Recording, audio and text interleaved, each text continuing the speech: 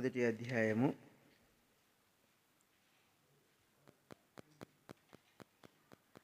8వ వచనాన్ని మనం అందరము కలిసి చదువుకుందాం. దానియేలు గ్రంథము మొదటి అధ్యాయము 8వ వచనాన్ని మనం అందరము కలిసి చదువుతాము. రాజు భుజించు భోజనమును పానము చేయు ద్రాక్షారసమును పుచ్చుకొని తన్ను అపవిత్రపరచుకొనకూడదని దానియేలు ఉద్దేశించి తాను అపవిత్రుడు కాకుండానట్లు వాటిని పుచ్చుకొనకుండా సెలవిమ్మని నపుంసకుల అధిపతిని వేడుకొనగా 14వ వచనం నుంచి 14-15 వచనాలు మనందరం కలిసి చదువుతాము. 14-15 వచనం. అందుకతడు ఈ విషయములో వారి మాటకు సమ్మతించి 10 దినముల వరకు వారిని పరీక్షించను. 10 దినములైన పిమ్మట వారి ముఖములు రాజు భోజనము భుజించు బాలందరి ముఖముల కంటే సౌందర్యముగాను కలగాను కనబడగా. ప్రభు సహాయం కొరకై చిన్న ప్రార్థన చేసుకుందాం.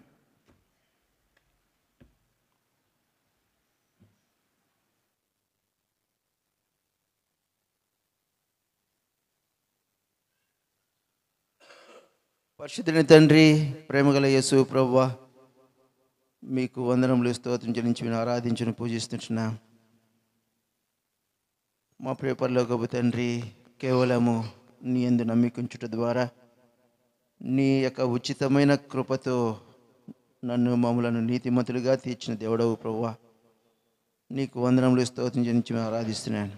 మా ప్రియ పరలోకపు తండ్రి, కేవలం నీ యందు విశ్వాసం ఉంచుట ద్వారా మన నీ యొక్క ఉచితమైన కృప ద్వారా మాకు గొప్ప రక్షణ ఇచ్చినావు, నీతిమంతులుగా తీర్చినావు. అందుకే మేము స్తుతించి మేము ఆరాధించను పూజిస్తుంటున్నా. అట్టి ధన్యత మీరు మాకు అనుగ్రహించినందుకై దేవునికి స్తోత్రములు. మరి నా ప్రియ పరలోకపు తండ్రి, సాయంకాల సమయంలో బేతేల్లో మేమందరము కూడా చేరడానికి మీరు ఇచ్చిన కృపకై నీకు స్తోత్రం వందనములు. నీ నామము పెట్టబడిన మందిరంలోనికి, నీ కనుదృష్టి, నీ మనసు ఎల్లప్పుడూ ఉన్నటువంటి ఈ స్థలం మీదలోనికి మా ప్రియ పరలో నువ్వు ఏర్పరచుకున్నటువంటి ఈ స్థలంలోనికి మేమందరం రాగలుగుతా వచ్చిన మీ కృపను బట్టి ప్రభావమును జ్ఞాపకం చేసుకొనము. ఈ సమయాన్ని దీవెనకరంగా చేయ, నీ మాటలు వినగలిగే చెవులు, గ్రహించే మనసు దయచే ప్రభా. హృదయ కాఠిన్యము తీసివేయము, మెత్తని హృదయం దయచేయము. యోగ్యమైన మంచి మనసును మాకు దయచి వచ్చిన ప్రతి ఒక్కరము ఖాళీగా మేము వెళ్ళకుండానట్లు సహాయము చేయము. నిరాశతో దుఃఖముఖముతో మేము వెళ్ళకుండానట్లు సహాయము చేయము. నిన్ను చూచి నీ దర్శనం ఉంది, నీ ఉపదేశం పొంది, నీ హెచ్చరిక నుండి నీ సరిచేత సరిచేయబడి నూతనపరచబడి నీ ఆదరణ పొంది నీ వాగ్దానాలు పొంది సంతోషంగా మేము మా గృహాలకు వెళ్ళినట్లుగా సహాయము చేయి. నీ సన్నిధిలో ఉన్నటువంటి మేలు చేత మమ్మల్ని తృప్తిపరచు ప్రభా. నేను బలహీనుడను, కేవలం నీ యందు నమ్మిక ఉంచి నీ బిడ్డల యొక్క ప్రార్థన యందు విశ్వాసం ఉంచి నీ సంధిలో నీ ప్రజల మధ్యలో నేను నిలబడుతుండగా నీ రక్తాన్ని నా మీద ప్రోక్షించి నీ పాత్రగా, నీ పనిముట్టుగా, నీ సాధనంగా వాడుకొనమని ఘనమైన యేసుక్రీస్తు నామములో స్తుతించి ప్రార్థించి వేడుకుంటున్నాము తండ్రి. ఆమేన్, ఆమేన్.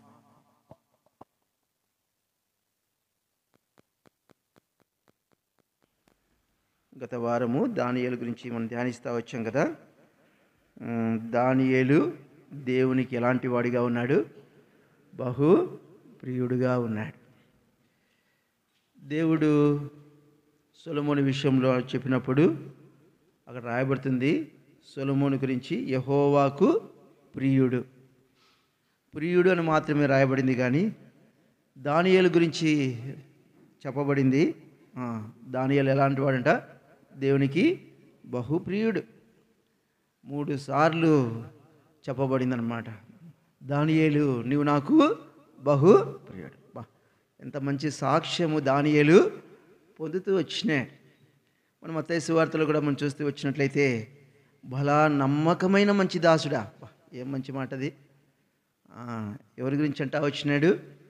ఎవరైతే నమ్మకంగా దేవుడు తనకి ఇచ్చిన పనిని నెరవేర్చినవాడు ఆ వ్యక్తి గురించి ప్రభు అంటా వచ్చినాడు, నమ్మకమైన మంచి దాసుడా. కాబట్టి దేవుని ద్వారా మనము కూడా అట్టి సాక్ష్యమును పొందవలసిన వారంగా ఉన్నాం. హెబ్రీయులకు రాసిన పత్రికలో రాయబడుతుంది, చూడండి. వాక్య ధ్యానం చేయకముందు కొన్ని మాటలు మనం జ్ఞాపకం చేసుకుందాము. హెబ్రీయులకు రాసిన పత్రిక 11వ అధ్యాయము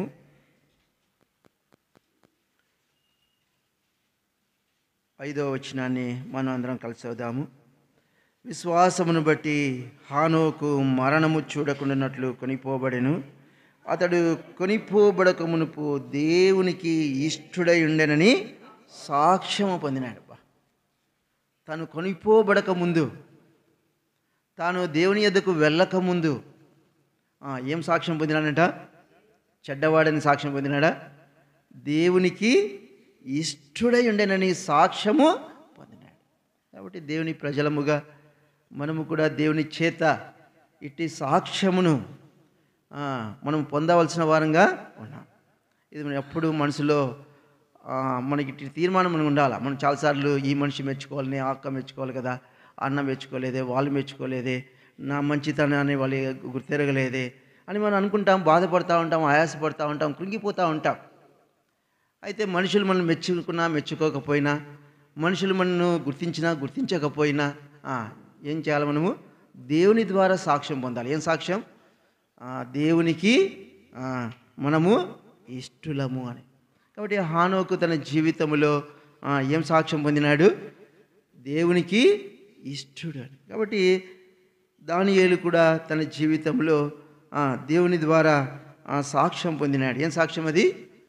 దేవునికి బహు ప్రియుడు. బహు చెడ్డవాడు కాదు, బహు కపటము గలవాడని కాదు, బహు దుర్మార్గుడని కాదు, బహు దుష్టుడని కాదు. పరిశుద్ధ గ్రంథంలో మనం రాయబడతాయి కదా, బహు దుర్మార్గుడు, బహు దుష్టుడు అనే పేర్లు ఉన్నాయి. అయితే దానియేలు దేవునికి బహు ప్రియుడు అని సాక్ష్యము పొందినవాడిగా ఉన్నాడు. కనుక మనం చూస్తూ వచ్చినాం కదా, తాను పవిత్రుడుగా ఉన్నాడు. తను పవిత్రత నుండి తొలగిపోవడానికి ఒక శోధన తన జీవితంలో తాను ఎదుర్కొన్నవాడుగా ఉన్నాడు. దీన్ని బట్టి రాజు యొక్క భోజనము ద్వారా తాను అపవిత్రుడు కాకుండానట్లు తాను కాపాడుకున్నవాడుగా ఉన్నాడు. మనం చూస్తూ వచ్చినట్లయితే అక్కడ రాయబడుతుంది కదా, చూడండి, మనం గమనించి వచ్చినట్లయితే అక్కడ రాయబడుతుంది తాను గురించి,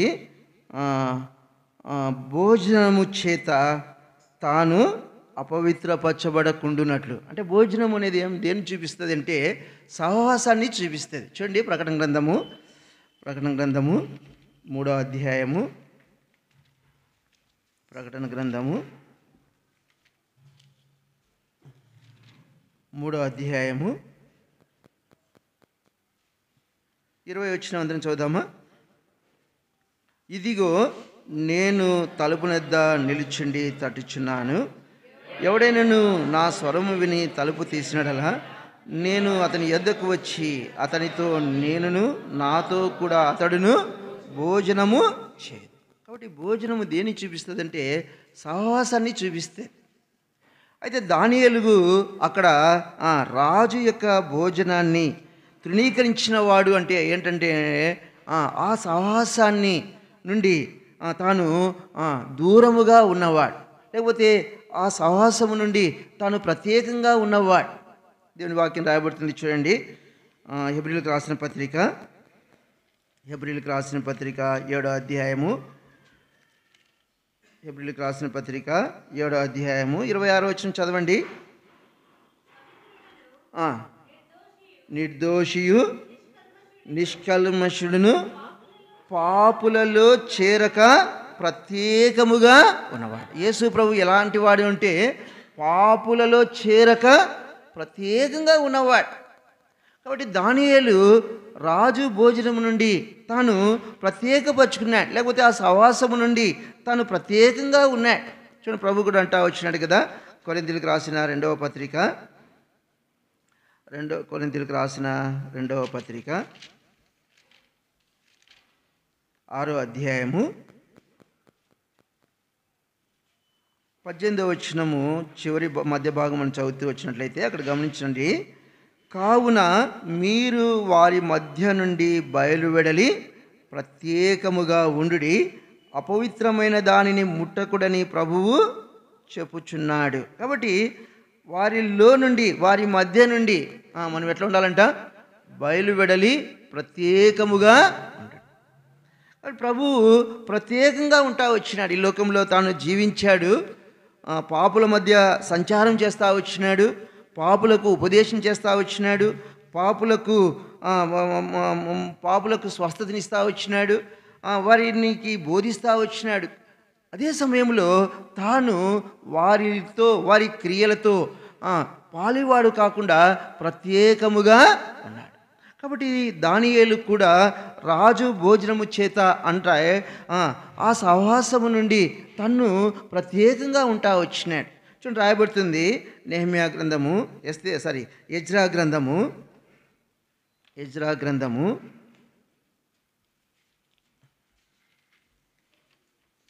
గ్రంథము 9వ అధ్యాయము 2వ వచనం చదవండి. చేసుకొనుచు తమ కుమారులకును తీసుకొనుచు పరిశుద్ధ సంతతిగా ఉండవలసిన తాము. మనం ఎలాంటి వారిగా ఉండాలంట? పరిశుద్ధ సంతతిగా ఉండవలసిన తాము ఏమయ్యారంట? ఆ దేశపు జనులతో కలిసిపోయిపోయారంట. అంటే దేవుడు నిన్ను నన్ను మనలను ప్రత్యేకపరుచుకున్నాడు. రాయబడుతుంది యోహాను సువార్త 15వ అధ్యాయంలో, లోకముల్లో నుండి నేను మిమ్మలను ఏర్పరచుకుంటుని. ప్రత్యేక జనముగా ఉండడానికి, ప్రత్యేక సంతతిగా ఉండడానికి, పరిశుద్ధంగా ఉండడానికి, పరిశుద్ధ జనముగా ఉండడానికి ఆయన మనల్ని ఏం చేసినాడు? ఏర్పరచుకున్నాడు, వేరుపరుచుకున్నాడు. అయితే అక్కడ ఇశ్రాయేలు గురించి రాయబడుతుంది, పరిశుద్ధ సంతతిగా ఉండవలసిన తాము ఎట్లున్నారంట? ఆ దేశపు జనులతో కలిసి. అంటే చూసినప్పుడు వారికి వీరికి ఏమీ ప్రత్యేకత లేదన్నమాట. కలిసిపోయినప్పుడు వారు ఇతను వేరు ఈమె వేరన్న భేదము కనిపించట్లేదన్నమాట. వీరు ఇశ్రాయేలీలు, వీరు అన్యజనులు, లేకపోతే వీరు పరిశుద్ధ జనము, వీరు పాపులు అన్నట్టుగా లేదన్నమాట. చూసినప్పుడు ఎట్లున్నారంతా? కలిసిపోయినారు. చాలాసార్లు మనం కూడా కలిసిపోతాం. ఎక్కడ కలిసిపోవాలో అక్కడ కలిసిపోం. దేవుని ప్రజలతో కలిసిపోం. దేవుని ప్రజలతో వేరుగా ఉండడానికి ఇష్టపడతాం. దేవుని ప్రజలు చేసిన తీర్మానంలో ఏకీభవించడానికి ఇష్టపడం. అయితే అన్యులు, పాపులు, అపవిత్రులు వారితో ఏకీభవించడానికి, వారితో కలిసిపోవడానికి, వారు చేసుకున్న తీర్మానంలో సమ్మతి చేయడానికి మనం ఏం చేస్తాము? ఇష్టపడతాం. అయితే అక్కడ రాయబడుతుంది, పరిశుద్ధ సంతతిగా ఉండవలసిన తాము ఎట్లయిపోయినారంట? కలిసిపోయిన జీవితం. ప్రత్యేకంగా వారిని చూచినప్పుడు వీరు ప్రత్యేకంగా ఉన్నవారు అని చెప్పలేనటువంటి స్థితి. ఎందుకంట చూడండి, 9వ అధ్యాయము మొదటి వచ్చిన చివరి భాగం చదవండి. తమ్మును తాము వేరు పరుచుకొనక. తమ్మును తాము ఏం చేసుకోలేదంట? వేరిపోయి అంట. సందర్భం వచ్చినప్పుడు అన్న నువ్వు అక్క బావలేనా, అన్న మామలేనా, మనమందరం ఒకటేమి లేనా అంటాం. భాషకుల్లో కూడా మనము మన యొక్క ప్రత్యేకతను చూపించామన్నమాట. కలిసిపోతాం. మామ, అక్క, బావ ఏమంటాం? ఎక్కడైనా పెళ్ళిలో పోయినప్పుడు, వాళ్ళకి పోయినప్పుడు. అంటే నేను అనడం ఏంటంటే, ప్రత్యేకత లేనటువంటి మన మాటల్లో, లేకపోతే మన ప్రవర్తనలో, మన క్రియల్లో చూచినప్పుడు, ఇతరులు మనం చూచినప్పుడు వారితో కలిసిపోయిన జీవితం. చూడండి, ఒక మాట రాయబడుతుంది అపోస్తల కార్యములు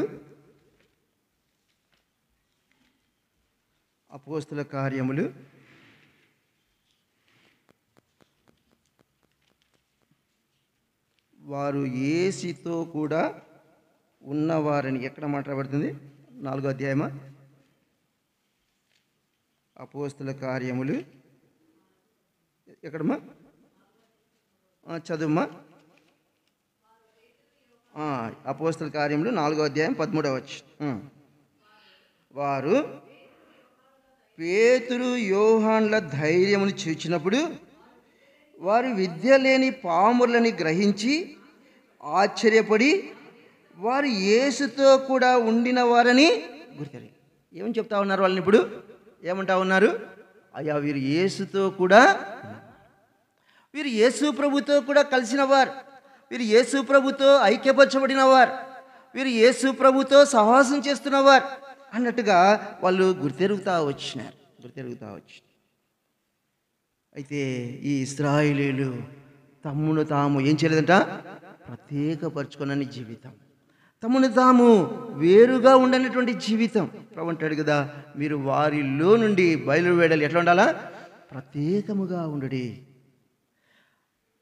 కనుకనే దానియేలు రాజుతో కూడా కలిసి ఉండడానికి, లేకపోతే ఆ జనముతో కూడా కలిసి ఉండడానికి తాను ఇష్టపడని వాడుగా, వారితో సహవాసం చేయడానికి తాను ఇష్టపడని వాడుగా రాయబడుతుంది. పరిశుద్ధ సంతతిగా ఉండవలసిన తాము ఆ దేశపు జనులతో కలిసి. కాబట్టి దానియేలు వారితో కలిసిపోయిన వాడుగా లేడు, వారితో ఏకీభవించిన వాడుగా లేడు.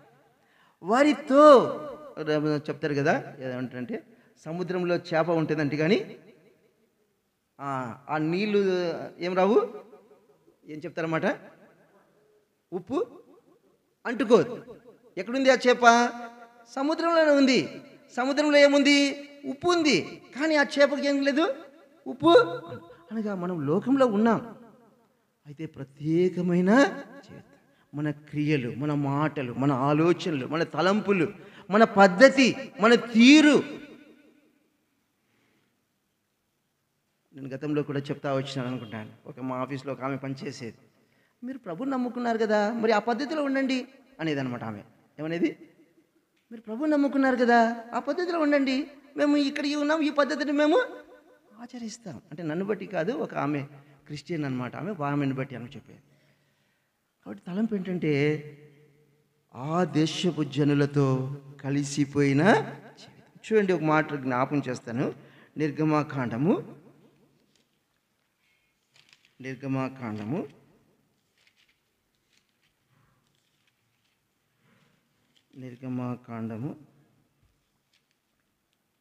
8వ అధ్యాయము 28వ వచనం చదవండి. మీరు అరణ్యములో మీ దేవుడైన యెహోవాకు బలి అర్పించుటకు మిమ్మును పోనిచ్చేదను గాని దూరము. అక్కడ మనం చూస్తూ వచ్చినట్లయితే ప్రభు మోషేతో అంటా వచ్చినాడు, నా ప్రజలను మీరు తోడుకొని. అయితే ఫరో అంటా ఉన్నాడు, అయ్యా మీరు ఈ ఐగుప్తును విడిచి దూరంగా పోవద్దండి, మీరు ఇక్కడే ఉండండి, మీరు ఇక్కడే ఉండి సేవించండి, ఇక్కడే ఉండి బలి అర్పించండి, ఏం పర్వాలేదంటే వారంటా వచ్చినారు కదా, మేము అలాంటి పని చేయం. కాబట్టి ప్రత్యేకపరుచుకుంటా వచ్చినారు. కాబట్టి సాతాను మనల్ని అంటాడు అనమాట, ఏమని, పర్లేదులే కలిసిపో, ఏముందిలే, దీంట్లో ఏమీ వారితో ఏకీభవించకపోతే మనకి మన బంధుత్వాన్ని మనం ఎట్లా కోల్పోతాం? ఎక్కడి నుంచి వచ్చింది? బంధుత్వాన్ని ఎట్లా పోగొట్టుకుంటాం? మన బంధువుల్ని మనం ఎట్లా దుఃఖ పెడతాం? మన బంధువుల్ని ఎట్లా బాధపరుస్తాం? మన బంధువుల్ని ప్రేమ చూపిస్తాం? ఇలాంటి మాటలు. కాబట్టి దానియేలు రాజు భోజనమును తృణీకరించిన వాడు అంటే వారితో సహవాసం చేయడానికి తన్ను తాను ఏం చేసుకున్నాడు? ప్రత్యేకపరుచుకున్నవాడుగా ఉన్నాడు. కనుక మనం చూస్తూ వచ్చినట్లయితే చూడండి, మత్తయి సువార్త అనుకుంటాను, యోసేపు గురించి ఒక మాట రాయబడుతుంది.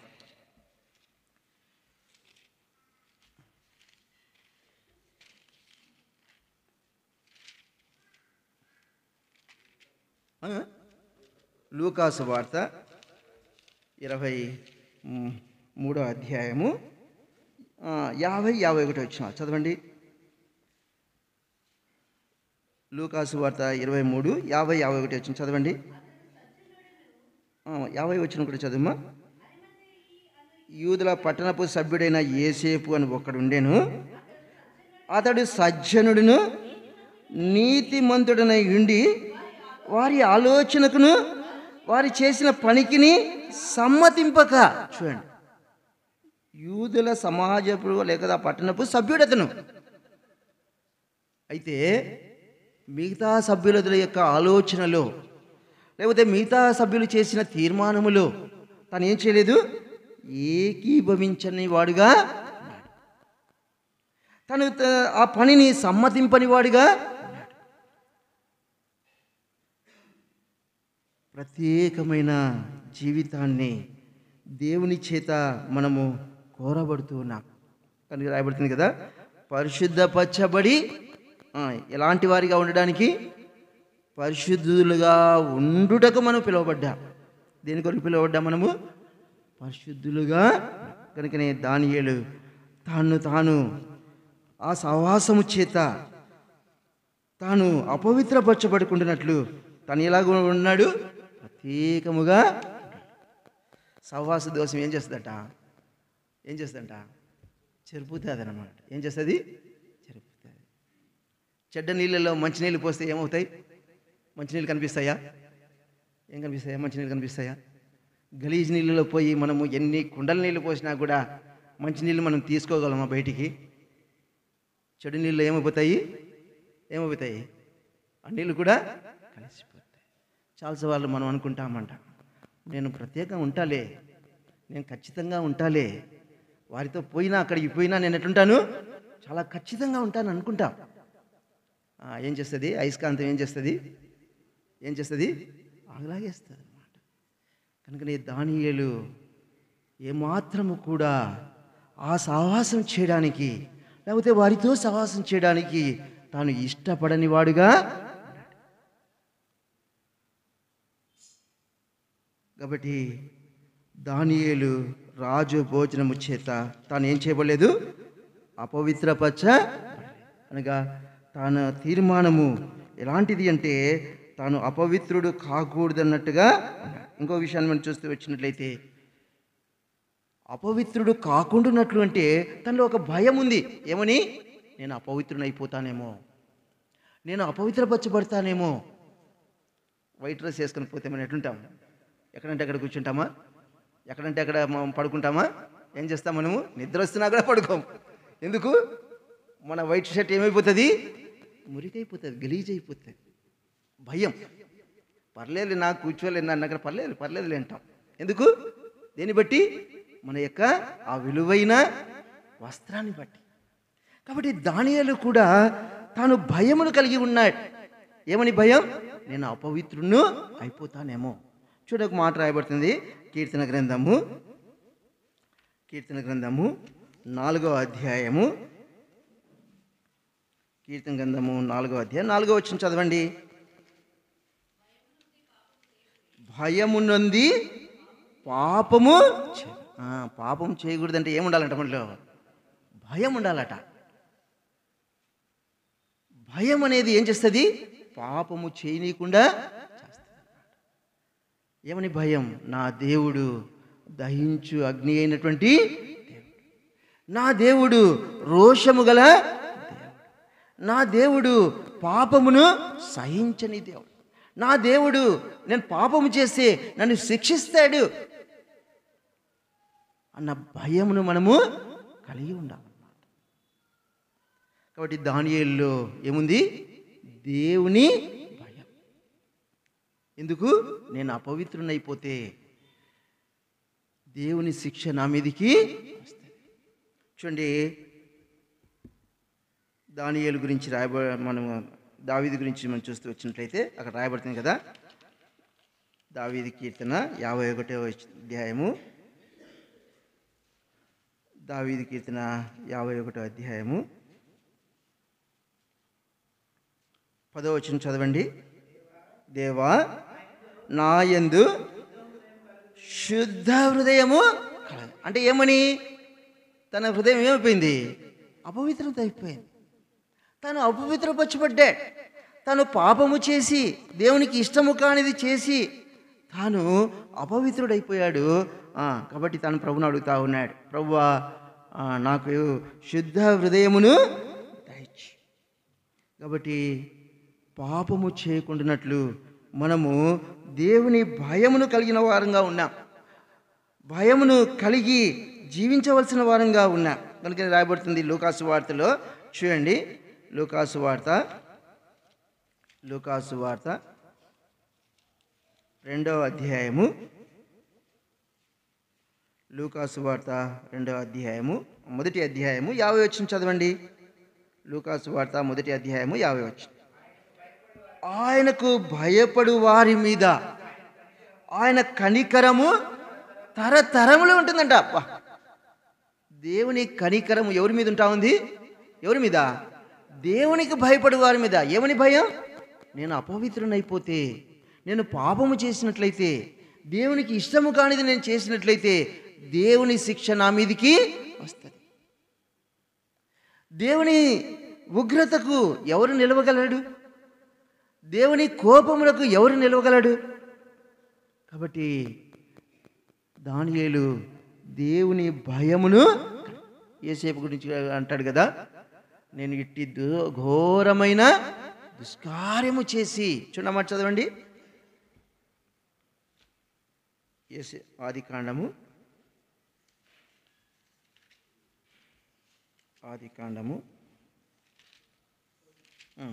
39వ అధ్యాయము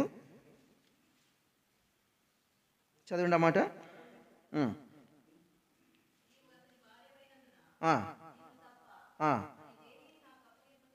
ఉండలేదు కాబట్టి నేను ఇట్లు ఇంత ఘోరమైన దుష్కార్యం. ఏమంటున్నాడైనా? సామాన్యమైన పాపం అంటున్నాడా? చిన్న పాపం అంటున్నాడా? చిన్న తప్పమని అనుకుంటున్నాడా?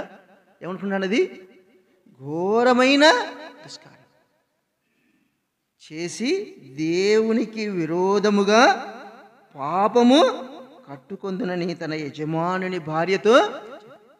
అందులో ఏముందంటే ఇది ఘోరమైన దుష్కార్యం. ఈ ఘోరమైన దుష్కార్యాన్ని చేసి దేవుని ఎదుట నేను ఎట్లా ఉండగలను? నేను దేవుని కనికరాన్ని ఎట్లా పొందుకోగలను అన్న భయమును తను కలిగి ఉన్నాడు కనుకనే పాపము చేయడానికి ఏం చేస్తా ఉన్నాడు? తాను పాపము చేయకుండా ఏం చేస్తున్నాడు? తాను పారిపోతా ఉన్నాడు. దానియేలు దేవుని భయమును కలిగిన వాడుగా నుంచి రాయబడుతుంది కదా. చూడండి, నిర్గమాకాండము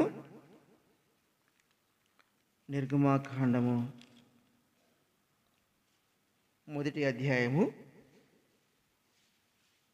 నిర్గమాకాండము 1వ అధ్యాయము 21వ వచనం చదవండి. ఆ మంత్రసానులు దేవునికి భయపడినందున ఆయన వారికి వంశాభివృద్ధి కలగదు. 20వ వచనం రాయబడుతుంది, దేవుడు ఆ మంత్రసానులకు ఎందుకు చేసినంట మేలు? ఏం చేసినంట? దేవునికి వారు భయపడ్డారు. రాజుకు భయపడాల, వాళ్ళు దేవునికి భయపడతా ఉన్నారు. దేవుని భయమును వారు కలిగి ఉన్నారు కనుక, దేవుని భయమును వారు కలిగి ఉన్నందున దేవుడు వారికి ఏం చేశాడు? మేలు చేశాడు. వారికి వంశాభివృద్ధిని కలగజేశాడు. కారణం ఏంటంటే వారు దేవునికి భయం. కాబట్టి మన జీవితంలో మనుషుల భయం లేకపోయినా పర్లా, పెద్దల భయం లేకపోయినా పర్లా, ఉండాల్సిందే. తల్లిదండ్రుల భయము, తండ్రి భయం ఉండాల్సిందే. భయం ఉండకూడదని అంటంలా. కానీ మరి ఎక్కువైన భయం ఎవరి భయం ఉండాలి మనకు? దేవుని భయం.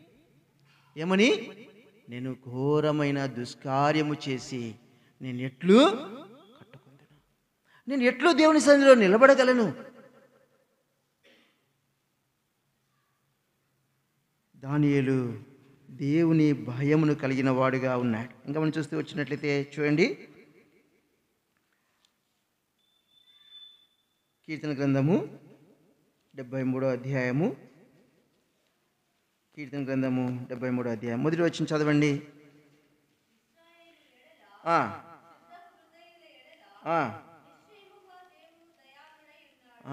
ఎవరి ఎడల దేవుడు దయ చూపుతాడంట? శుద్ధ హృదయుల ఎడల. శుద్ధ హృదయులు ఎలా ఉంటుంది? దేవునికి భయపడి పాపము చేయకుండా శుద్ధ హృదయమును కలిగిన వారి ఎడల దేవుడు ఏం చేస్తా ఉన్నాడు? దయాళుడు. మనకి చాలాసార్లు, ప్రభా నువ్వు దయాళుడవు, నా ఎడల దయచూపు ప్రభా, నాకు మేలు చేయి ప్రభా, నా అక్కర తీర్చు ప్రభా, నాకు వంశాభివృద్ధిని ప్రభా అని మనం అడుగుతూ ఉంటాం. దేవుని వాక్యం సెలవిస్తూ ఉంది, ఎవరైతే శుద్ధ హృదయం కలిగి ఉంటా ఉన్నారో వారి ఎడల దేవుడు ఎలాంటి మనసు అంట? దయాళుడని, దయ చూపుతాడు. ఇంకా మనం చూస్తూ వచ్చినట్లయితే చూడండి, కీర్తన గ్రంథము 24వ అధ్యాయము, కీర్తన గ్రంథము 24వ అధ్యాయము 4-5 వచనాలు చదవండి. ఆ, ఆ. నిర్దోషమైన చేతులను శుద్ధమైన హృదయమును కలిగిండువాడే వాడు యెహోవా వలన ఎవరు ఆశీర్వాదం పొందారంట? ఎవరు? శుద్ధ హృదయమును కలిగిన వారు. శుద్ధ హృదయం కలిగిన వారి ఎడల దేవుడు దయ చూపేవాడుగా ఉన్నాడు. దేవునికి భయపడి వారి ఎడల ఆయన మేలు చేసేవాడిగా ఉన్నాడు. అంత మాత్రమే కాదు, ఎవరైతే శుద్ధ హృదయం కలిగి ఉంటా ఉన్నారో వారికి దేవుడు ఏం చేస్తా ఉన్నాడంట? ఆశీర్వాదం. ఇంకా రాయబడుతుంది చూడండి, 5వ వచనము, తన రక్షకుడైన దేవుని వలన నీతిమత్వము పొందను. కాబట్టి శుద్ధ హృదయం. కాబట్టి దానియేలు తాను శుద్ధ హృదయమును కలిగిన వాడిగా ఉన్నాడు. తాను దేవుని వలన నీతిమత్వమును పొందినవాడిగా ఉన్నాడు. చూడండి, అదే మాట మనం చూడవచ్చు. ఎక్కడంటే యెహెజ్కేలు గ్రంథము 14వ అధ్యాయం. దేవుడు యెహెజ్కేలుతో మాట్లాడుతూ అక్కడ అంటాడు చూడండి, యెహెజ్కేలు గ్రంథము 14వ అధ్యాయము. యెహెజ్కేలు గ్రంథము 14వ అధ్యాయము 14వ వచనం చదవండి. నోవాహును, దానియేలును, యోబును ఈ ముగ్గురును అట్టి దేశములో ఉండినను వారు తమ నీతి చేత తమను మాత్రమే రక్షించు. నోవాహు గురించి ప్రభు అంటాడు కదా, నోవాహు దేవుని దృష్టికి ఎట్లున్నాడంట? నీతిమంతుడు. యోబు కూడా దేవుని దృష్టికి ఎట్లున్నాడు? నీతిమంతుడు. దానియేలు కూడా దేవుని దృష్టికి ఎట్లున్నాడు? నీతిమంతుడు. దీన్ని బట్టి తాను శుద్ధ హృదయమును కలిగిన వాడుగా ఉంటాడు. ఇంకా చూడండి, 16వ వచనం కూడా రాయబడుతుంది, చదవండి. ఆ ముగ్గురు దానిలో ఉండినను ఆ దేశము పాడైపోవును. ఇంకా చూడండి, 18వ వచనం కూడా, ఆ ముగ్గురు దానిలో. ఏ ముగ్గురంట? ఏ ముగ్గురు వాళ్ళు? నోవహు, దానియేలు, యోబు. నోవహు దేవుని వలన నీతిమంతుడిగా తీర్చబడ్డాడు. యోబు దేవుని దృష్టికి నీతిమంతుడిగా ఉన్నాడు. దానియేలు కూడా దేవుని దృష్టికి ఎట్లున్నాడు? కారణం ఏంటి? తాను శుద్ధ హృదయమును కలిగిన వాడిగా ఉన్నాడు. కాబట్టి ఆ శుద్ధ హృదయం ఎలాంటిది? ఎలాగొస్తుంది మనకు? దేవుని భయమును మనము కలిగి ఉండాలి. అంత మాత్రమే కాదు, ప్రత్యేకమైన జీవితమును మనము చేయాలి. కాబట్టి దానియేలు వారితో సహవాసం చేయని వాడిగా ఉన్నాడు. తాను వారితో కలిసిపోలేని వాడిగా ఉన్నాడు. తాను ప్రత్యేకంగా ఉన్నాడు. వారిలో నుండి తాను ప్రత్యేకపరుచుకుంటా ఉన్నాడు. వారి క్రియలలో లేకపోతే వారితో సహవాసము చేయటలో తాను ప్రత్యేకపరుచుకున్నవాడుగా. అట్టి శుద్ధ హృదయం కలిగిన వారికి దేవుడు ఏం చేస్తా ఉన్నాడంట? వాడు యెహోవా వలన ఆశీర్వాదము. దేవునికి భయపడినందున దేవుని కనికరమును వాడు. దేవునికి వారు భయపడినందున దేవుడు వారికి ఏం చేశాడంట? మేలు చేశాడు. కాబట్టి దేవుని భయమును కలిగి మనం శుద్ధ హృదయమును కలిగి ఉన్నప్పుడు దేవుడు వారికి మేలు చేసేవాడిగా, ఆశీర్వదించేవాడిగా ఉంటా ఉన్నాడు. ఇంకా మనం చూస్తూ వచ్చినట్లయితే చూడండి, అక్కడ రాయబడతా ఉంది, దానియేలు గ్రంథము 1వ అధ్యాయము. దానియేలు గ్రంథము 1వ అధ్యాయము 14వ వచనం చదవండి. అందుకతడు ఈ విషయములో వారి మాటకు సమ్మతించి 10 దినముల వరకు వారిని. అనగా దానియేలు ఏం చేయబడతా ఉన్నాడు? పరీక్షించబడతా ఉన్నాడు. రాజు భోజనము చేత తాను అపవిత్రపరచబడినట్లుగా పరీక్షించబడతా ఉన్నాడు. అయితే ఎలాగోగా ఉన్నాడు తను ఇప్పుడు చూడండి. 10 దినములైన పిమ్మట వారి ముఖములు రాజు భోజనము భుజించు బాలురందరి ముఖముల కంటే సౌందర్యముగాను. పరీక్షించబడిన మీదట ఎట్లా కనిపించబడతా ఉన్నారు? వాళ్ళు ఎట్లా ఉన్నారు? అపవిత్రులుగా కనిపించట్లేదు. వారు అపవిత్రులుగా లేరు. చూడండి, యోబు అంటాడు కదా, యోబు గ్రంథము 23వ అధ్యాయము. యోబు గ్రంథము 23వ అధ్యాయము 10వ వచనం చదవండి. నేను నడుచు మార్గము ఆయనకు తెలియను. ఆయన నన్ను శోధించిన తర్వాత నేను సువర్ణము వలె. దానియేలు జీవితంలో అపవిత్రత విషయమై శోధన వచ్చింది. అయితే ఆ శోధనలో తాను పరీక్షించబడ్డాడు. ఎట్లున్నాడు ఇప్పుడు అతను? కలగా ఉన్నాడు, సౌందర్యముగా ఉన్నాడు. యోబు కూడా అంటా ఉన్నాడు, అయ్యా నేను శోధింపబడిన మీదట ఎట్లుంటా? నేను స్వర్ణము వలె. కాబట్టి శోధనలు వస్తాయి. అయితే ఆ శోధనలో మనం ఏం కావాలి? జయించాలి. దానియేలుకు శోధన వచ్చింది. తాను అపవిత్రపరచబడ్డానికి తన ఎదుట ఆ భోజనం వచ్చింది. అయితే ఆ భోజనాన్ని తాను తృణీకరించిన వాడిగా ఉన్నాడు. అంటే అర్థం ఏంటంటే ఆ భోజనము చేత తాను అపవిత్రుడు కాకూడదు అనుకున్నాడు. లేకపోతే తాను ఆ సహవాసం నుండి తాను ప్రత్యేకంగా ఉన్నాడు. అంత మాత్రమే కాదు, దేవునికి భయపడి తాను పవిత్రతను తాను కాపాడుకుంటూ ఉన్నాడు. అంత మాత్రమే కాదు, తాను దేవుని భయము కలిగి తను ప్రత్యేకపరుచుకున్న వాడుగా. కాబట్టి పరీక్షించబడిన మీదట దానియేలు ఎట్లున్నాడు? ఇప్పుడు ఎట్లున్నాడు? కలగాను సౌందర్యముగాను. కాబట్టి దానియేలు జీవితంలో ఆ శోధన వచ్చింది. ఆ శోధనలో తాను పరీక్షించబడిన మీదట తాను అపవిత్రుడుగా లేడు. దావీదుకు శోధన వచ్చింది, కానీ ఆ శోధనలో ఏం చేయబడ్డాడు? తాను అపవిత్రుడైపోయాడు, పడిపోయాడు, తప్పిపోయాడు.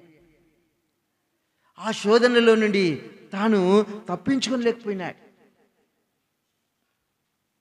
నిర్లక్ష్యంగా ఉండటం బట్టి తాను అపవిత్రుడైపోయాడు. అయితే దానియేలు ఆ శోధనలో ఎట్లున్నాడు? పడిపోలేదన్నమాట. ఆ శోధనలో తాను అపవిత్రుడు కాలేదన్నమాట. తాను కలగా ఉన్నాడు, తాను సౌందర్యంగా ఉన్నాడు. కాబట్టి అపవిత్రపరచబడకుండా ఉంటా వచ్చినాడు. ఇంకా మనం చూస్తూ వచ్చినట్లయితే చూడండి, మొదటి కొరింథీయులకు రాసిన పత్రిక 10వ అధ్యాయము 13వ వచనం చదవండి.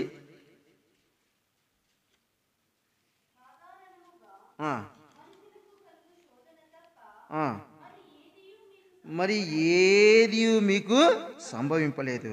దేవుడు నమ్మదగిన వాడు, మీరు సహింపగలిగినంత కంటే ఎక్కువగా ఆయన మిమ్మును శోధింపబడలేడు.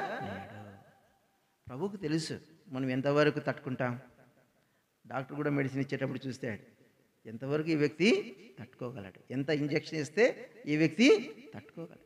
కాబట్టి దేవుడు కూడా చెప్తా ఉన్నాడు కదా, మీరు శోధింపబడిన దానికంటే ఎక్కువగా ఆయన మిమ్మలను, అంత మాత్రమే కాదు, శోధనతో కూడా తప్పించుకుని మార్గమును ఆయన మనకు కలుగజేసేవాడుగా ఉన్నాడు. కాబట్టి శోధనలు వస్తాయి. దానియేలు జీవితంలో శోధన వచ్చింది. ఏమని? తాను అపవిత్రపరచబడాలని. అయితే తాను ఏమాత్రము కూడా అపవిత్రుడు కాకుండా ఆ శోధనను తాను ఏం చేశాడు? జయించినాడు. ఎలాగూ? తాను ప్రత్యేకపరుచుకున్నాడు, వారితో సహవాసం చేయలేదు, దేవుని భయమును కలిగి ఉన్నాడు. తద్వారా తాను ఆ శోధన నుండి ఏం చేయబడ్డాడు? తాను తప్పించుకున్నాడు.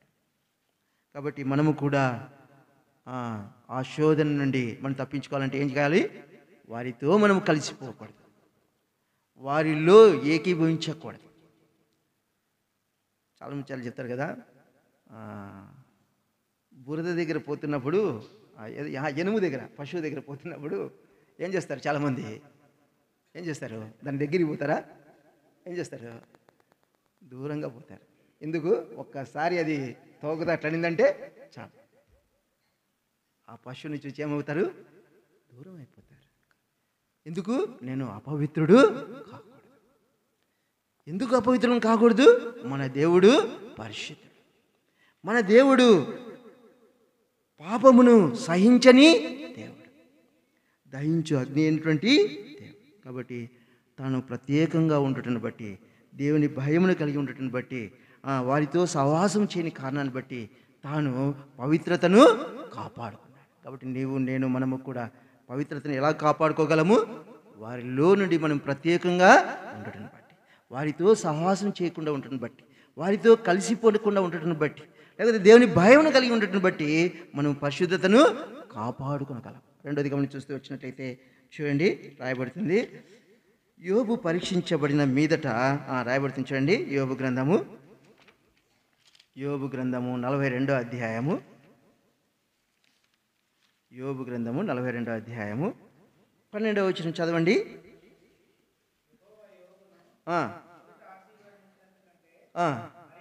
మరి అధికముగా ఎప్పుడొచ్చింది ఆశీర్వాదము?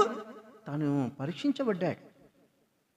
సాతాను యోబును నష్టపరచాలని కోరుకున్నాడు.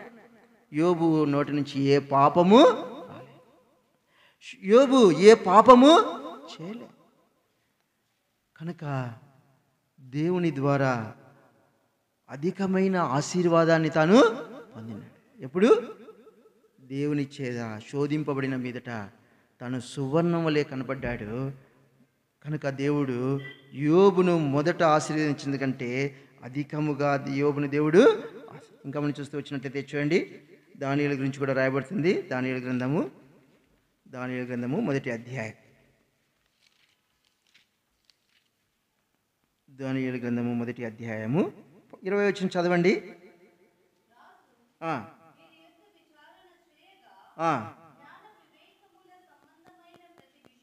ప్రతి విషయములో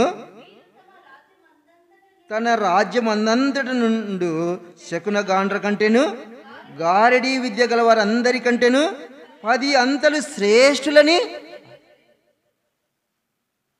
ఆ పరీక్షలో వారు జయించబడటం బట్టి వారు ఇప్పుడు ఏమని పిలువబడతా ఉన్నారు?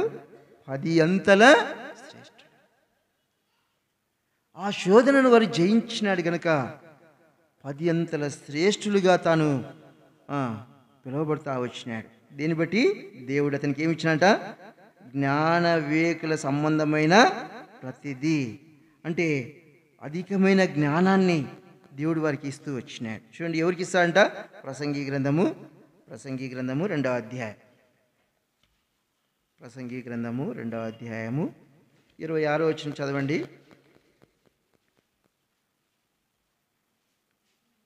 ప్రసంగి గ్రంథము 2వ అధ్యాయము 26వ వచనం. ఏలయనగా దైవ దృష్టికి మంచివాడుగా నుండివానికి దేవుడు జ్ఞానమును, తెలివిని, ఆనందమును అనుగ్రహించాడు. కాబట్టి ఆనందాన్ని దేవుడు అనుగ్రహించినాడు, జ్ఞానాన్ని ఇచ్చినాడు, తెలివిని ఇచ్చినాడు. ఎవరికి? దైవ దృష్టికి ఇష్టలు. ఎవరు దేవుని దృష్టికి ఇష్టలు? రోమిలికి రాసిన పత్రిక చూస్తా వచ్చినాం కదా. పరిశుద్ధపరచబడిన వారు అనగా శుద్ధ హృదయం కలిగిన వారు, పవిత్ర హృదయం కలిగిన వారు, పవిత్రతను కాపాడుకునేవారు, దేవునికి భయపడేవారు, ప్రత్యేకమైన జీవితం జీవించేవారి దేవునికి ఇష్టలు. వారిని దేవుని ఇస్తా ఉన్నాడు జ్ఞానమును, తెలివిని, ఆనందమును. మన జీవితంలో దేవుని ద్వారా మనం పొందుకోవాలి అంటే మనం శుద్ధ హృదయమును కలిగి ఉండాలి. కాబట్టి దానియేలు పరీక్షించబడ్డాడు. ఆ పరీక్షలో తను నెగ్గాడు, తాను విజయం పొందినాడు. కనుక దేవుడు అతనికి ఏమి ఇచ్చినాడు? 10 అంతల శ్రేష్టమైన జ్ఞానమును తనకిచ్చినవాడు. కాబట్టి మన జీవితంలో మనము ఏదైనా దేవుని ద్వారా పొందుకోవాలి అంటే దేవుని దృష్టికి మనం ఎట్లుండాలా? మంచిగా. ఎలాగూ దేవుని దృష్టికి మంచివారిగా ఉండగలం? పరిశుద్ధ హృదయాన్ని మనము కలిగి ఉన్నప్పుడు, శుద్ధ హృదయాన్ని మనం కలిగి ఉన్నప్పుడు, పవిత్రతను మనం కలిగి ఉన్నప్పుడు దేవుడు వారి ఎడల మేలు చేసేవాడిగా, ఆస్వాదించేవాడిగా, అనుగ్రహించేవాడిగా ఉన్నాడు. ఇంకొక మాట మనం చూస్తూ వచ్చినట్లయితే చూడండి, దానియేలు గ్రంథము 2వ అధ్యాయము. దానియేలు గ్రంథము 2వ అధ్యాయము 12, 13 వచనాలు చదవండి. గలవాడై బబుల్లోని జ్ఞానులందరినీ సంహరింపవలెనని ఆజ్ఞయించి. చాలు. ఇప్పుడు 13వ వచనం కూడా చదవండి. ఇట్టి శాసనము బయలుదేరటం వలన జ్ఞానులు చంపబడవలసి ఉండగా వారు దానియేలును అతని స్నేహితులను చంపజూచిరి. ఇప్పుడు మొదటి శోధన తాను జయించినాడు, దేవుని ద్వారా తాను ఆశీర్వాదాన్ని పొందినాడు, 10 అంతల శ్రేష్ఠులని తాను పిలువబడ్డాడు. ఇప్పుడు రెండవ శోధన ఏంటది? ఏంటంట? రెండవ శ్రమ, శోధన లేక శ్రమ అని చెప్పొచ్చు. ఏంటది? దానియేలు కూడా ఏం చేయబడాలి? చంపబడాలి. రాబడుతుంది కదా, చూడండి. కీర్తన గ్రంథము 34వ అధ్యాయము. కీర్తన గ్రంథము 34వ అధ్యాయము 19వ వచనం చదవండి. నీతిమంతునికి కలుగు ఆపదలు అనేకములు, వాటి అన్నిటిలో నుండి యెహోవా వానిని. కాబట్టి దానియేలుకు మరొక ఆపద వచ్చింది. ఏం ఆపద అది? తాను కూడా ఏం చేయబడాలి? చంపబడాలి. కాబట్టి ఏం చేస్తా ఉన్నాడు చూడండి. 17వ వచనం చదవండి. 17వ వచనము, దానియేలు గ్రంథము 2వ అధ్యాయము 17వ వచనము. పోయి తన స్నేహితులైన హనన్యాకును, మిషాయేలుకును, అజర్యాకును సంగతి తెలియచేసి తానును తన స్నేహితులను బబులోనులో తక్కిన జ్ఞానులతో కూడా నశింపకుండునట్లు ఆ కళ యొక్క మర్మము విషయములో పరలోకమందున్న దేవుని వలన కటాక్షము పొందు నిమిత్తమై ఆయనను వేడుకొనుడని వారిని. తాను మరణము పొందుకుంటున్నట్లు ఏం పొందాలంట? దేవుని వలన కటాక్షము పొంది నిమిత్తమై ఆయనను. కాబట్టి ఆపద వచ్చింది లేక శ్రమ వచ్చింది దానియేలు జీవితంలో. తాను పరిశుద్ధతను కాపాడుకుంటూ ఉన్నాడు. అపవిత్రతని దాని నుంచి తాను జయించిన వాడిగా ఉన్నాడు. ఇప్పుడు తనకి ఏమొచ్చింది? రెండవ శ్రమ, మరణము. తన కీర్తన గ్రంథంలో చూస్తూ వచ్చినాం కదా, నీతిమంతునికి కలుగు ఆపదలు. ఆ ఆపదను తాను ఎలాగూ జయిస్తూ ఉన్నాడు అంటే ఆయనను వేడుకొనుడని. ఏమని? ఎందుకు? తక్కిన జ్ఞానులతో కూడా తాను నశింపకుండునట్లు. తాను ఆ మరణము నుండి తప్పించబడ్డానికి ఏం చేస్తా ఉన్నాడు? ఇప్పుడు తాను ప్రార్థన చేస్తా ఉన్నాడు. అనగా తనకు వచ్చిన ఆపద నుండి లేక తనకు వచ్చిన శ్రమ నుండి విడుదల పొందడానికి లేక దేవుని సహాయము పొందడానికి తను ఏం చేస్తా ఉన్నాడు? ప్రార్థన. యాకోబు పత్రికలో రాయబడుతుంది కదా, మీలో ఎవనికైనా శ్రమ కలిగినా వాడు ఏడ్చుచూ ఉండవలెనుందా? వాడు దిగులు చేయుచూ ఉండవలెనుందా? వాడు మందిరంకి రాకుండా ఆగిపోవలెనుందా? మీలో ఎవరికైనా శ్రమ సంభవించినా వాడు నిద్రపోకుండా ఉండవలెనుందా? ఏముంది? వాడు ప్రార్థన. శ్రమ సంభవించినా ఏం చేయాలంట? వెంటనే ఏం చేయాలి? మనము ప్రార్థన. శ్రమ వచ్చిన వెంటనే మనం ఏమైపోతాం? కృంగిపోతాం. ఏమని?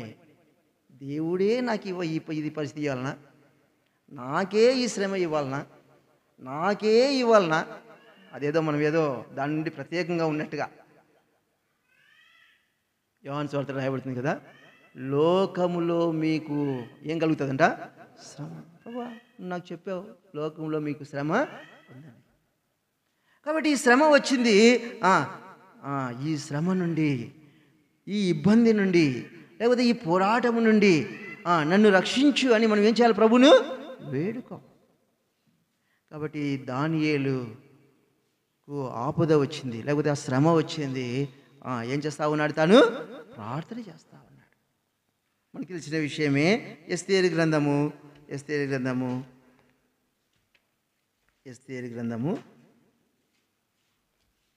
4వ అధ్యాయము 3వ అధ్యాయము. ఎస్తేరు గ్రంథము 3వ అధ్యాయము 13వ వచనం చదవండి.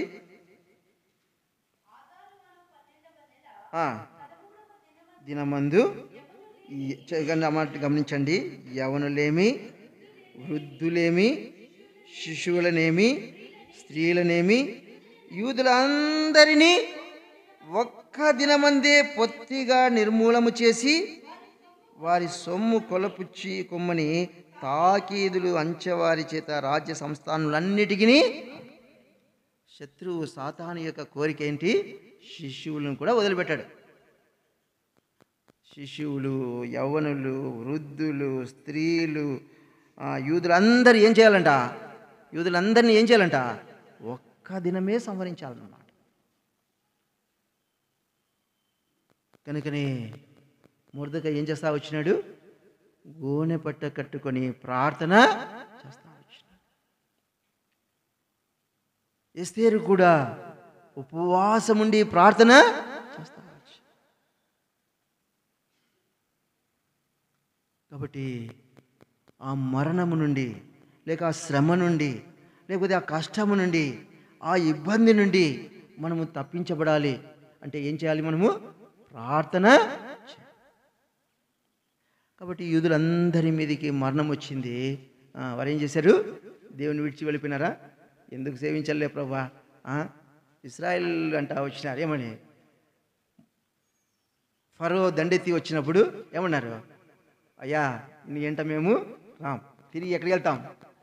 ఐగుప్తుకి వెళ్తాం, ఐగుప్తులో కూర్చుంటాం, ఆ కఠిన సేవ ఏదో చేస్తాంలే, ఆడేదో ఉండేది ఉంటాంలే, మాకేం కావాలి? మా ప్రాణాలు ఏం కావాలా? నశించి పోకూడదు. వారు మాటి మాటికి అదే మాట చెప్తా వచ్చినారు. అయితే మొర్దెకై ఏం చేసినాడు? ఉపవాసం ఉండి ప్రార్థన చేస్తా వచ్చినాడు. ఎస్తేరు కూడా ఉపవాసం ఉండి ప్రార్థన చేసింది కనుక యూదులందరి మీద నుండి ఆ మరణం ఏం చేయబడింది? తొలగించబడింది. వారందరూ ఏం చేయబడ్డారు? కాపాడబడ్డారు. చూడండి అమ్మా, చూద్దామా? ఎస్తేరు గ్రంథము 8వ అధ్యాయము 9వ అధ్యాయం. ఎస్తేరు గ్రంథము 9వ అధ్యాయము. ఎస్తేరు గ్రంథము 9వ అధ్యాయము 3వ వచనం చదవండి.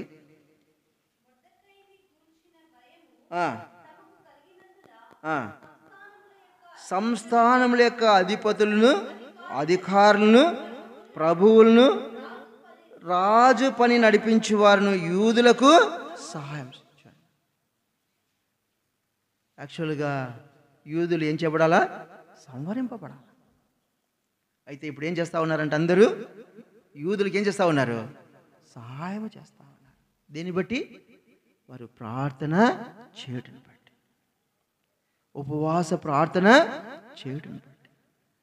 కాబట్టి ప్రభు కూడా అంటా వచ్చినాడు కదా, వారు యేసు ప్రభు శిష్యులు అడుగుతా వచ్చినారు, అయ్యా మేము ఎందుకు ఆ దయ్యాన్ని వెళ్ళగొట్టలేకపోయినాం?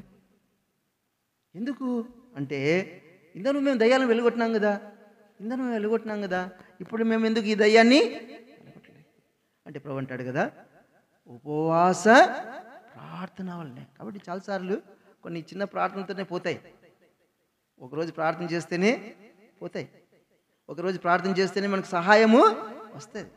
2 రోజులు ప్రార్థన చేస్తేనే మనకు సహాయము వస్తుంది. కొన్నిసార్లు మనము వారం వెంబడి వారము, నెలలు వెంబడి నెలలు, సంవత్సరం వెంబడి సంవత్సరం ఏం చేయాలి? మనము ప్రార్థన చేయాలి. ఎలాంటి ప్రార్థన అంటే అది? ఉపవాస ప్రార్థన. కాబట్టి వారు ఉపవాస ప్రార్థన చేస్తూ వచ్చినారు కనుక ఆ మరణము నుండి వారు ఏం చేయబడ్డారు? తప్పించబడ్డారు.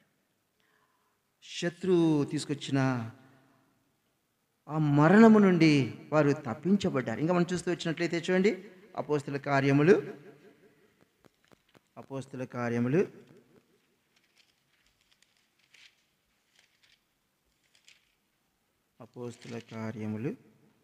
12వ అధ్యాయము. అపోస్తుల కార్యములు 12వ అధ్యాయము 2వ వచనము 3వ వచనం కూడా చదవండి. యోహాను సహోదరుడైన యాకోబును ఖడ్గముతో చంపించు. ఇది యూదులకు ఇష్టమైన కార్యమని తెలుసుకొని పేతురును కూడా పట్టుకున్నారు. ఎందుకు పేతురును పట్టుకున్నారు? పేతురును కూడా ఖడ్గంతో ఏం చేయాలి? చంపాలి. అయితే పేతురు కోసం ఏం చేశారంట? 5వ వచనం చదవండి. పేతురు చెరసాలలో ఉండగా సంఘమైతే అతని కొరకు అత్యాశక్తితో దేవునికి, సంఘమంతా పేతురు విషయమై ప్రార్థన చేస్తా. సాతాను సిద్ధపడ్డాడు. ఏమని? పేతురును కూడా ఏం చేయాలి? ఖడ్గముతో. కనుక సంఘము ప్రార్థన చేయటం బట్టి పేతురు హేరోదు చేతి నుంచి ఏం చేయబడ్డాడు? తప్పించబడ్డాడు. అంత మాత్రమే కాదు, చూడండి 12వ అధ్యాయము 23వ వచనం చదవండి. అతడు దేవుని మహిమపరచునందున వెంటనే ప్రభు దూత అతని మొత్తెను గనుక పురుగులు పడి ప్రాణము. ఎవరు ప్రాణం విడిచింది? హేరోదు ఏం చేయాలనుకున్నాడు? పేతురును చంపాలనుకున్నాడు. నేను సజీవుడిగా ఉన్నాను అనుకున్నాడు. పేతురుని చంపి నేను సజీవుడిగా ఉన్నాను అనుకున్నాడు. దేవుడు ఏం చేశాడు? సంఘము ప్రార్థన చేసినప్పుడు పేతురును మరణం నుంచి తప్పించాడు. హేరోదుని ఏం చేశాడు? చంపేసి. మొర్దెకై గురించి కూడా ఒకసారి హామాను విషయం కూడా మనం అదే చూడవచ్చు. హామాను ఏమనుకున్నాడు? మొర్దెకైని చంపాలా, యూదులందరినీ కూడా. ఒక సమయం వచ్చింది, దేవుడు అన్నీ సిద్ధపరుస్తూ ఉన్నాడు. ఇక్కడ వీడు సిద్ధపరుస్తూ ఉన్నాడు, అక్కడ దేవుడు తాను వేసిన గోతిలో తానే. దేన్ని బట్టి? వారు ఉపవాసం ఉండి ప్రార్థన చేస్తారు. కాబట్టి దానియేలు తక్కిన జ్ఞానులతో కూడా మరణించవలసిన పరిస్థితి వచ్చింది. అయితే ఆ శ్రమ నుండి, లేకపోతే ఆ కష్టము నుండి, లేకపోతే ఆ పోరాటం నుండి తాను తప్పించబడ్డాడు అంటే కారణం ఏంటి? ప్రార్థన. చూడండి ఆ మాట రాయబడుతుంది దానియేలు గ్రంథము 2వ అధ్యాయము. దానియేలు గ్రంథము 2వ అధ్యాయము 47వ వచనం చదవండి. దానియేలు గ్రంథము 2వ అధ్యాయం 47వ వచనం. రాజు ఈ మర్మమును బయలుపరచుటకు నీవు సమర్థుడవైతివే. నీ దేవుడు దేవతలకు దేవుడును రాజులకు ప్రభువును మర్మములు బయలుపరచువాడై ఉన్నాడని దానియేలుకు ప్రత్యుత్తరం ఇచ్చాడు. 48వ వచనము. అప్పుడు రాజు దానియేలును బహుగా హెచ్చరించాడు. దానియేలు తక్కిన జ్ఞానులతో మరణం పొందవలసిన వాడు. అయితే ఇప్పుడు ఏం చేయబడుతున్నాడు? దానియేలు హెచ్చించబడతా ఉన్నాడు. కారణం ఏంటంటే తాను దేవునికి ప్రార్థన చేస్తాడు. తనకి రాయబడుతుంది కదా 1 పేతురు రాసిన పత్రికలో, దేవుడు తగిన సమయమందు మిమ్మును హెచ్చించినట్లు. చదవండి అన్నమాట. 1 పేతురు రాసిన పత్రిక చదువుమా. దేవుడు తగిన సమయమందు మిమ్మును హెచ్చించినట్లు ఆయన సన్నిధి బలిష్టమైన చేతుల క్రింద మనం ఎట్లుండాలంట? దీన మనస్కులై ఉండాలి. దానియేలుకు హెచ్చింపు రావడానికి ముందు తనకేమొచ్చింది? ఒక శ్రమ వచ్చింది. తాను హెచ్చించబడడానికి ముందు ఒక పోరాటం వచ్చింది. తాను కూడా నశింపబడాలని రాజు దగ్గర నుంచి ఆజ్ఞ వచ్చింది. అయితే ఆ శ్రమ నుండి, ఆ ఇబ్బంది నుండి, ఆ పోరాటం నుండి తాను తప్పించబడ్డాడు. కారణం ఏంటి? తాను దేవుని సన్నిధిలో ఉపవాసం ఉండి దేవునికి ప్రార్థన చేస్తా వచ్చిన గనుక తాను ఆ మరణం నుండి తప్పించబడ్డాడు. అంత మాత్రమే కాదు, ఇప్పుడు ఏం చేయబడ్డాడు? అతను బహుగా. కాబట్టి మనకు జ్ఞాపకం చేయబడుతున్న మాట ఏంటంటే, మనం హెచ్చించబడ్డానికి ముందు ఏముంది? శ్రమ ఉంది. హెచ్చించబడ్డానికి ముందు పోరాటం ఉంది. ఆ పోరాటాన్ని, ఆ శ్రమను మనం ఎలా జయించగలం? మన బుద్ధి చేతను, మన జ్ఞానము చేతను, మనం బలము చేత కాదు. దేని ద్వారా? ప్రార్థన. కాబట్టి మొర్దెకైని నాశనం చేయాలని శత్రువు అనుకున్నాడు.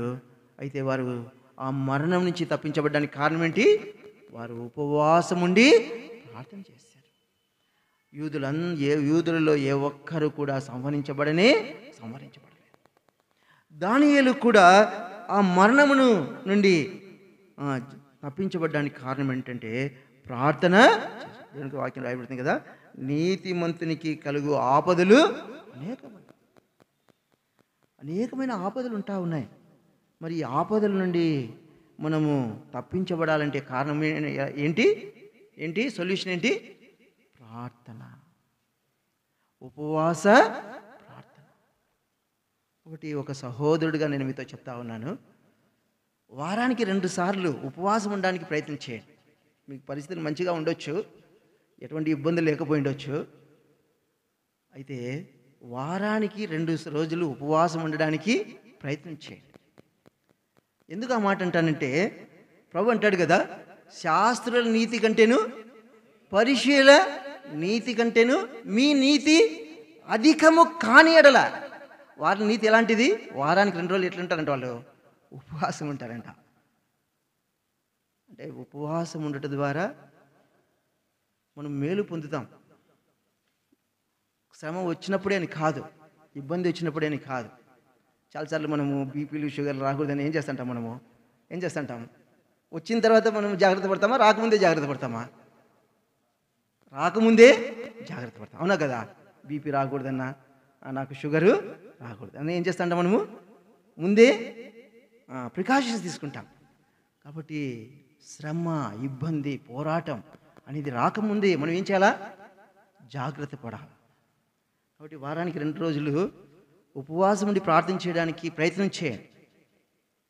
దేవుని సన్నిధిలో తీర్మానం చేసుకోండి, ప్రభువా నేను నీ కొరికే కాదు, మన కొరకని కాదు, కానీ అనేకుల రక్షణ కొరకు, అనేకుల మేలు కొరకు, కష్టంలో ఉన్న వారి కొరకు మనం ఏం చేయాలా?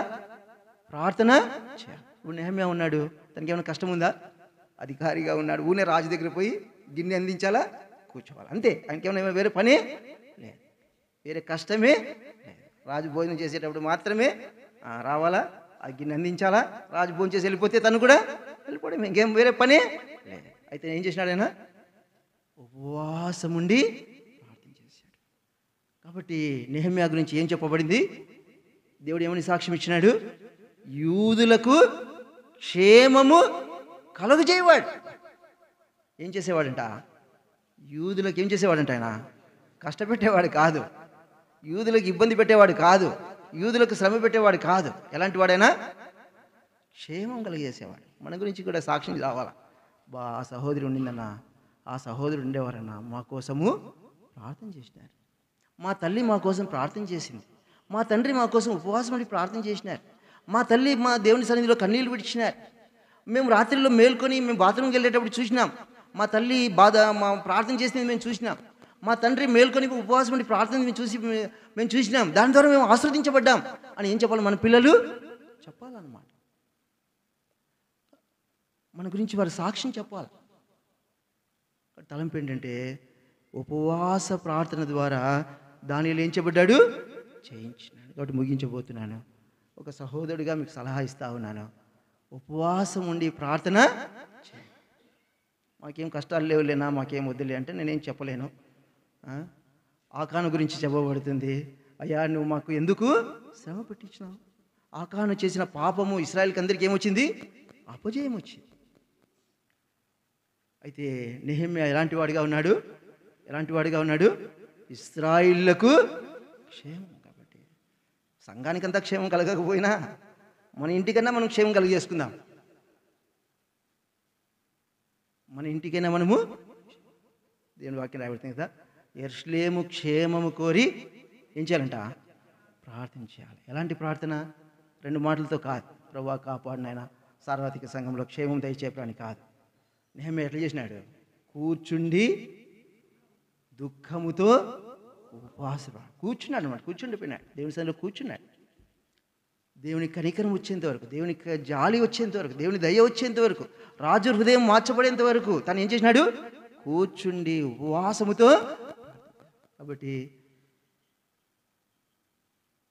దానియేలు ప్రార్థన ద్వారా ఆ శ్రమను లేకపోతే ఆ శోధనను తాను జయించినాడు. కాబట్టి మన జీవితంలో మనము కూడా నీతిమంతునికి కలుగు ఆపదలు అనేకములు. శత్రువు మన పిల్లల్ని పాడు చేయాలని, లేకపోతే మన అనారోగ్యాన్ని పాడు చేయాలని, శత్రువు యొక్క ఆలోచన ఎప్పుడు అదే, సాతాను యొక్క ఆలోచన అదే. ఎప్పుడు మనం ఏం చేయాలని? పాడు చేయాలని, మన నష్టం చేయాలని, మనల్ని ఇబ్బంది కలిగి చేయాలని సాతాను యొక్క ఆశ.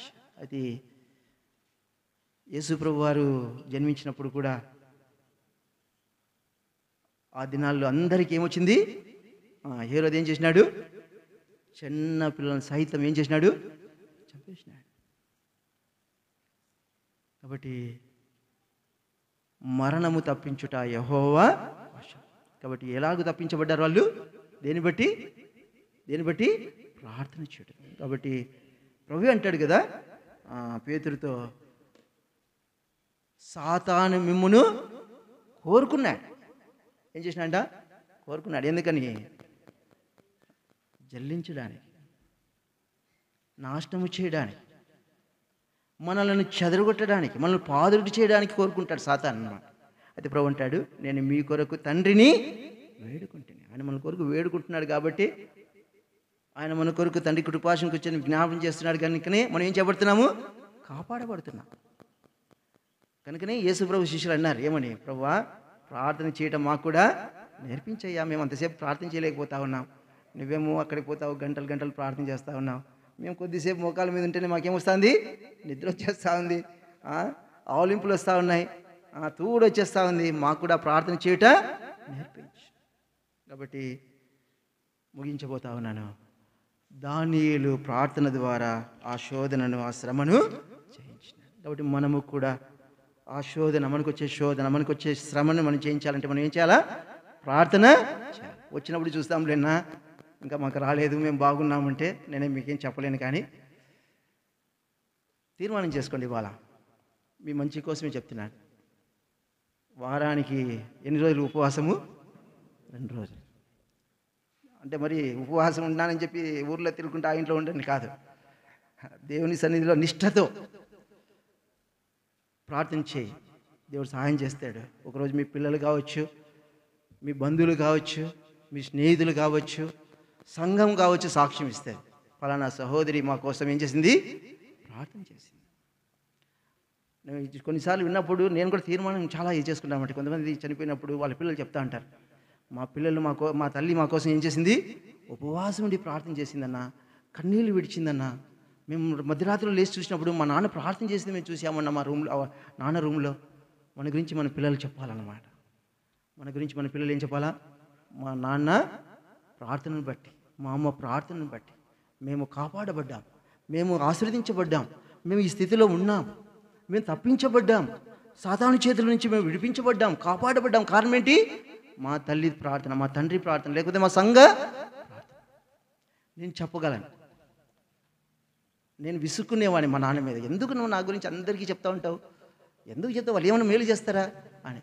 అయితే మా నాన్న అనేక మందికి ప్రార్థనా సహాయం నా గురించి కోరటం ద్వారా నేను అనేకమైన మరణాల నుంచి తప్పించబడ్డా, అనేకమైన కీడుల నుంచి నేను తప్పించబడ్డా, నేను కాపాడబడ్డా. కాబట్టి ప్రార్థన అనేది మనల్ని ఏం చేస్తుంది?